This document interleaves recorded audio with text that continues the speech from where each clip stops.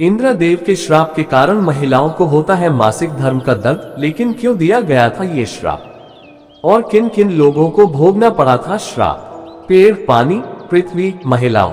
एक बार गुरु बृहस्पति इंद्रदेव से क्रोधित हो गए और उनकी लड़ाई का पूरा फायदा उठाते हुए असुरों ने देवलोक पर आक्रमण कर दिया।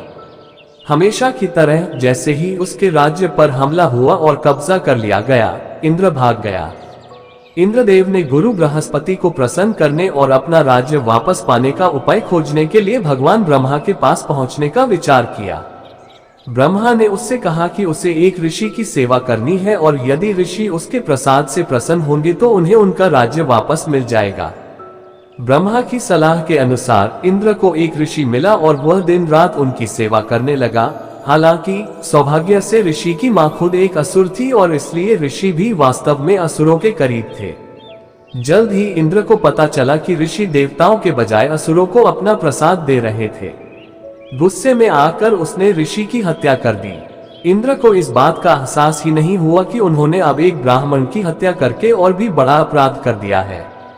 इंद्र डर गए और उन्होंने 1 साल तक एक फूल में छिपकर सर्वशक्तिमान विष्णु से प्रार्थना करने का फैसला किया। अंततः उनकी प्रार्थना सुनकर भगवान विष्णु ने कहा कि वह बच तो जाएंगे, लेकिन उन्हें अपने अपराध का भार वृक्षों, पृथ्वी, जल और स्त्रियों में बांटना होगा। हालांकि उसे उन सभी को एक ही बार में श्राप देना था और बदले में उन्हें आशीर्वाद भी देना था। श्राप का 1/4 भाग पेड़ों को दिया गया था और उन्हें आशीर्वाद दिया गया था कि बदले में वे अपनी इच्छा के अनुसार पुनः विकसित हो सकते थे या अपना जीवन पुनः प्राप्त कर सकते थे। 1/4 पानी को दिया गया और बदले में उसे इस दुनिया में अन्य प्राणियों को शुद्ध करने की शक्ति मिली।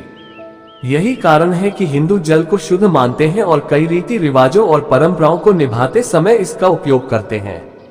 1/4 पृथ्वी को दिया गया और उसे ठीक करने की शक्ति का आशीर्वाद दिया गया। श्राप का अंतिम हिस्सा महिलाओं को दिया गया था, जो उन्हें उनके मासिक धर्म या पीरियड्स के रूप में मिला, लेकिन बदले में उन्हें अपने अंदर एक नया जीवन धारण करने और पुरुषों से श्रेष्ठ होने का आशीर्वाद मिला।